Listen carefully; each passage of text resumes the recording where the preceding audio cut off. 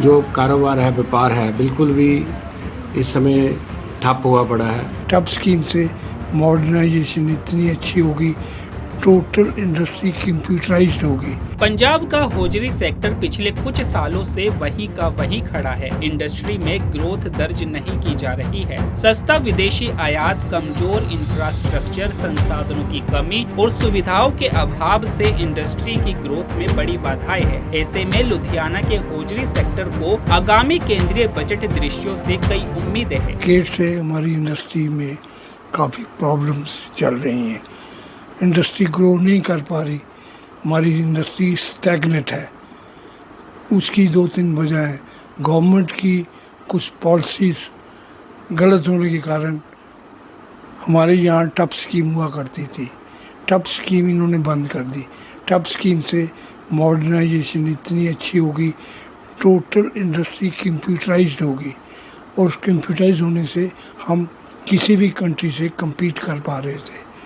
लेकिन इन्होंने टप स्कीम बंद कर दी और हम चाहते हैं कि गवर्नमेंट इसको रिव्यू करे। इस बजट में हमने लिखा भी है टप स्कीम चाहिए, और तभी हम सारी कंट्रीज़ को compete कर रहे हैं। हमारी एक्सपोर्ट भी कम हुई है, और जो एक्सपोर्ट कम होने की वजह ड्यूटी ड्रॉबैक बहुत कम कर दिया गया है। जब तक इंसेंटिव नहीं मिलेंगे हमको चाइना, श्रीलंका, बांग्लादेश से नहीं उठाने देगा। ख़ास तौर पे बांग्लादेश के बारे में कहना चाहूँगा, FTA scheme, foreign trade agreement Bangladesh से हुआ है, उसमें टोटल ड्यूटी फ्री है। कुछ भी माल आ जाए चला जाए। जितने भी इंटरनेशनल प्लेयर हैं उन्होंने वहाँ पे यूनिट लगा लिए, नेम एनीवन।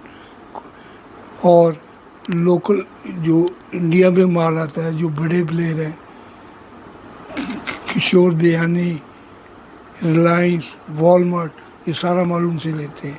उनका माल हमसे बढ़िया है, क्योंकि उनकी टैक्स कोई नहीं है, तो हमको टैक्स पड़ता है तो हमको कॉस्ट ज़्यादा पड़ती है। हमारी डोमेस्टिक मार्केट बहुत बुरी तरह से है। हम गवर्नमेंट से बहुत बार रिक्वेस्ट कर चुके हैं पे FTA कैंसिल कर दी जाए, या हमको भी कोई अच्छी डेवलप कंट्री से, अमेरिका जैसे FTA करवा के दो, ताकि इंडस्ट्री ग्रो कर सके। हम चाहते हैं कि FTA अच्छी कंट्री से हो। तो ये श्रीलंका, चाइना से हमको बहुत मर रही है। चाइना से जो माल आ रहा है काफ़ी अच्छा, और अच्छे फैब्रिक्स, जितना भी जैकेट, जितनी भी एक्सेसरीज है, 95% चाइना से आ रही है। या तो हम अपने आप को इतना अपग्रेड करें, गवर्नमेंट चाहे फैसिलिटी दे, कोई एंटी डंपिंग ड्यूटी लगाते हैं, फिर भी ग्रे मार्केट से होकर माल आता है। हम बहुत परेशान हैं, इंडस्ट्री बहुत पीछे है।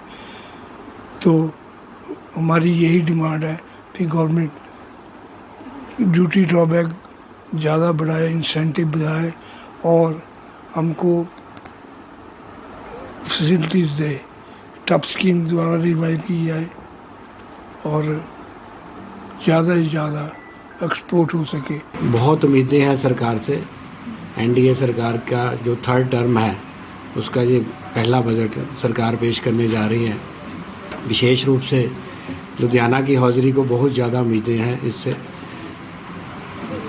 जो कारोबार है, व्यापार है, बिल्कुल भी इस समय ठप हुआ पड़ा है। लोगों को बहुत राहत की ज़रूरत है।